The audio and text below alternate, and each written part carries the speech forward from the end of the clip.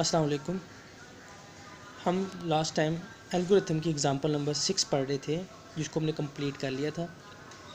Example number 7 आप देख लीजिएगा, आसान ही है। अब हम देखते हैं एग्ज़ाम्पल नंबर 8। एग्ज़ाम्पल नंबर 8 में कुछ इस तरीके से हमें टास्क दिया गया है कि हमने यूज़र से पहले सेल्सियस में टेम्परेचर लेना है और उसको फ़ारेनहाइट में कन्वर्ट करना है।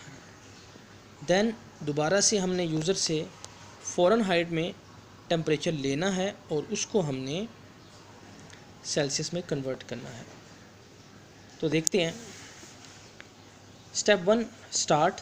स्टेप 2 क्या है? Input number Celsius. जो नंबर दिया गया है वो किस में होना चाहिए? सेल्सियस। और उसका जो वेरिएबल है वो क्या लिखा हुआ है? सेल्सियस। स्टेप 3 सेट फ़ारेनहाइट, यानी कि फ़ारेनहाइट का फार्मूला सेट करें।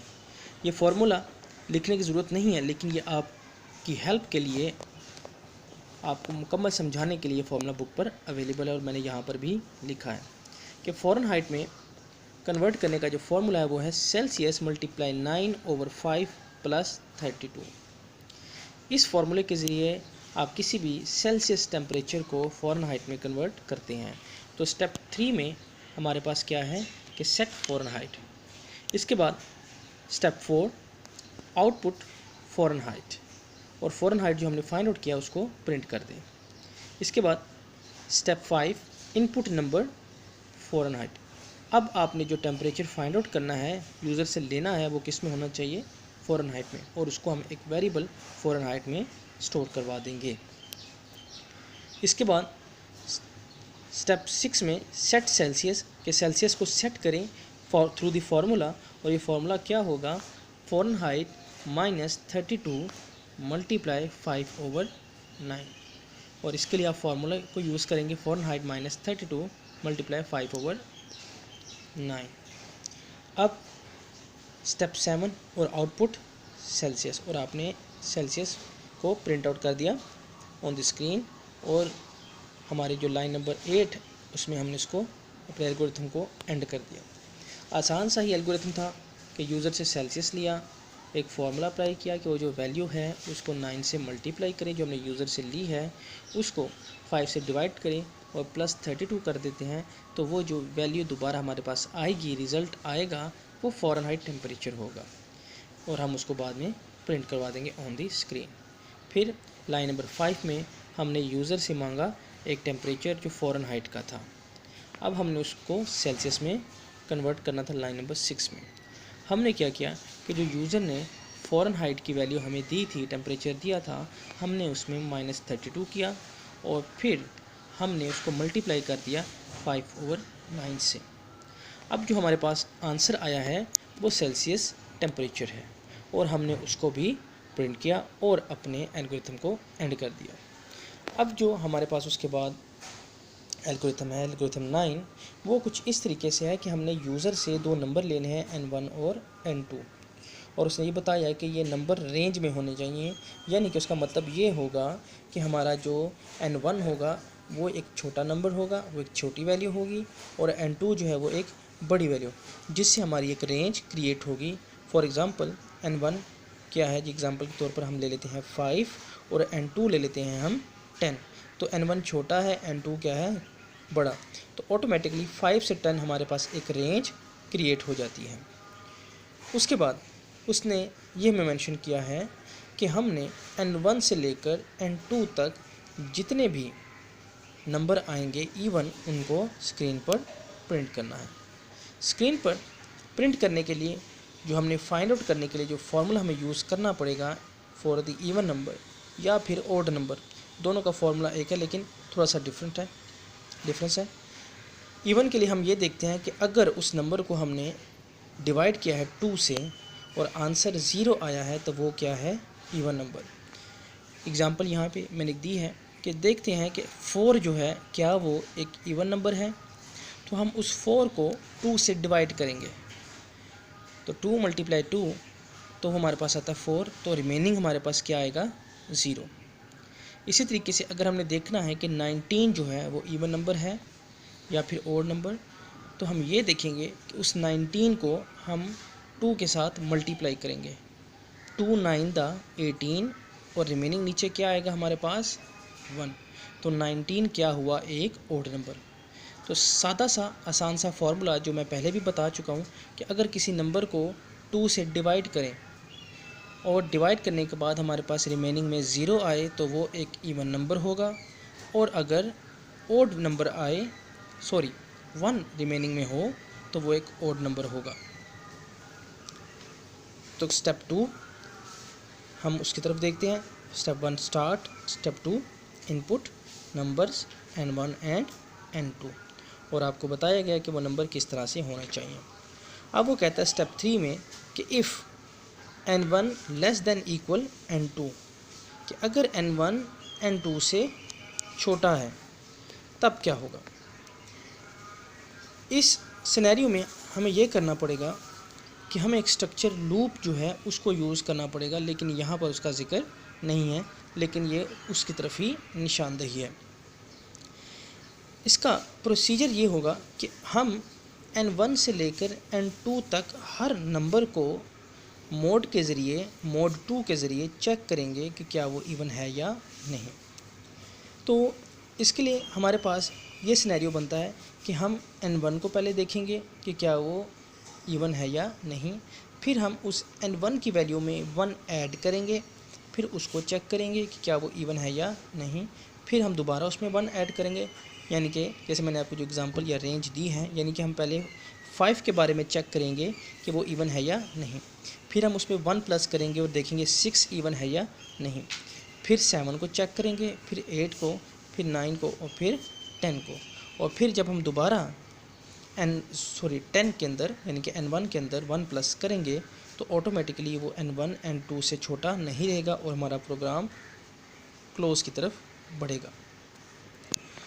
तो छोटी सी एग्जांपल के साथ इसको दोबारा से कंटिन्यू करते हैं। Start, second input number n1 and n2, n1 जो है वो 5, n2 जो है वो 10। If step 3, if n1 less than equal n2, क्या n1 लेस देन है या इक्वल टू है n2 के। जी हाँ, 5 जो है वो लेस देन है n2 के। हमने इक्वल टू इसलिए लगाया क्योंकि हमारी रेंज ने 5 से लेकर 10 तक जाना है, यानी कि 5 को भी चेक करना है, 6 को भी, 7 को भी, 8 को भी, 9 को भी और 10 को भी। इसलिए यहाँ पर स्टेप 3 में इक्वल टू का निशान आया है कि अगर 10 भी हमारे पास n1 की वैल्यू बढ़ते बढ़ते 10 हो जाए तो फिर भी इक्वल टू के ज़रिए ये कंडीशन ट्रू हो और हम उसको चेक करें कि वो इवन नंबर है या नहीं। तो दोबारा से वैल्यू देकर सोचते हैं क्या बनता है। If 5 less than equal n2 10 से, तो जी हाँ 5 जो है वो छोटा है n2 से। अब आगे हमारे पास क्या है, कर्ली ब्रेसिस। कर्ली ब्रेसिस ये शो करते हैं जो नीचे गो के लफ्ज़ के नीचे भी लगी हुई है और ऊपर इफ़ वाली स्टेटमेंट के बाद भी लगी हुई है, जो ये बताती है कि इस ब्रेसिस में जितनी भी वैल्यूज़ हैं, जितने भी स्टेप्स हैं वो बार बार रिपीट होंगे जब तक हमारा प्रोसीजर कंप्लीट नहीं हो जाता। तो इफ़ n1 mod 2 इक्वल 0, अगर हम उस 5 को 2 से डिवाइड करें और इक्वल 0 आता है तो आउटपुट n1। तो जब हम 5 को mod 2 करते हैं तो हमारे पास आंसर 0 नहीं आता और हमारा आउटपुट n1 नहीं होगा, हमारा n1 जो है वो 5 प्रिंट होकर नहीं आएगा क्योंकि 5 एक इवन नंबर नहीं है। उसके बाद क्या होगा कि सेट n1 यानी कि n1 की वैल्यू को क्या करें, सेट करें किस तरीके से कि उसमें 1 जमा करें, 2n1 + 1। तो अब 5 में जब 1 ऐड होगा तो वो वैल्यू क्या हो जाएगी 6। अब क्या होगा, step number 6 go to step number 3 कि दोबारा स्टेप नंबर 3 में जाएं। अब दोबारा वो चेक करेगा कि क्या n1 छोटा है n2 से, क्या 6 छोटा है 10 से, जी हाँ छोटा है। अब वो लाइन नंबर 4 में आएगा। If n1 mod 2 equal 0, 6 mod 2 equal 0। जब हम 6 को अंदर रखते हैं और डिवाइड करते हैं 2 से तो हमारे पास 2 × 3 और रिमेनिंग क्या आता है 0।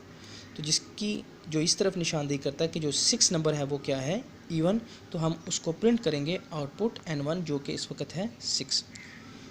अब स्टेप नंबर 5 n1 + 1, यानी कि अब n1 की वैल्यू में 1 प्लस होगा, 6 में 1 प्लस होगा तो वो हो जाएगा 7।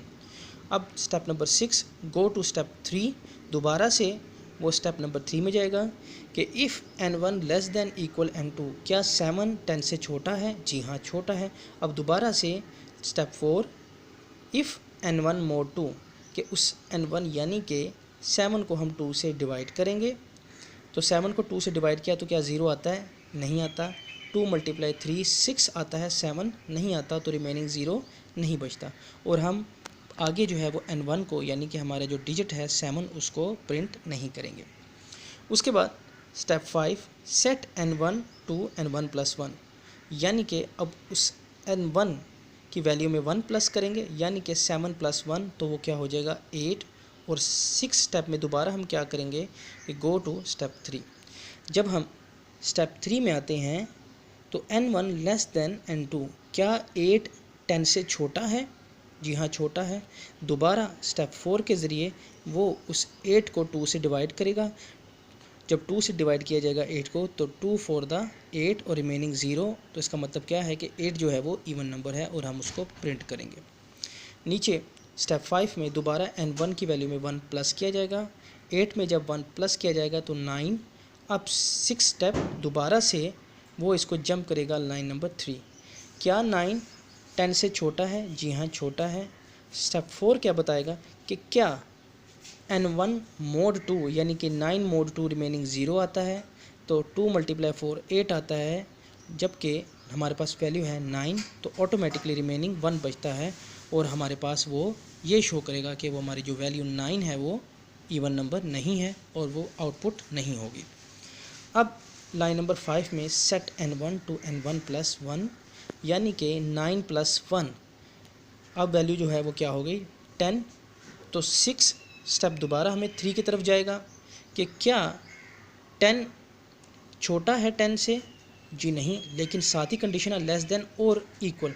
हाँ, 10 इक्वल है 10 के, तो ये कंडीशन यहाँ पे ट्रू हो रही है, क्योंकि और के बारे में ये होता है कि अगर एक भी कंडीशन ट्रू हो तो वो कंडीशन जो है वो कंप्लीट ट्रू समझी जाती है।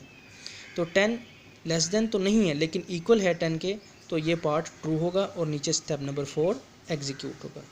If n1 mode 2 = 0, output n1।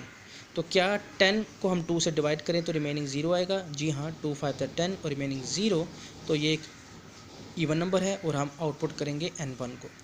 अब हम स्टेप 5 में n1 की वैल्यू में 1 बढ़ाएंगे तो वो हो जाएगा 11। और दोबारा से स्टेप 3 की तरफ। स्टेप 3 ये बताता है कि क्या 11 10 से छोटा है या इक्वल है?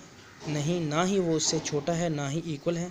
अब हमारी कंडीशन स्टेप 3 वाली फॉल्स हो गई है, तो ऑटोमेटिकली हमारे स्टेप 4 5 और 6 एग्जीक्यूट नहीं होंगे और हमारा जो प्रोग्राम है वो एंड हो जाएगा। इसको देखिएगा, गौर कीजिएगा। मज़ीद कोई प्रॉब्लम हो तो मुझसे शेयर कीजिएगा।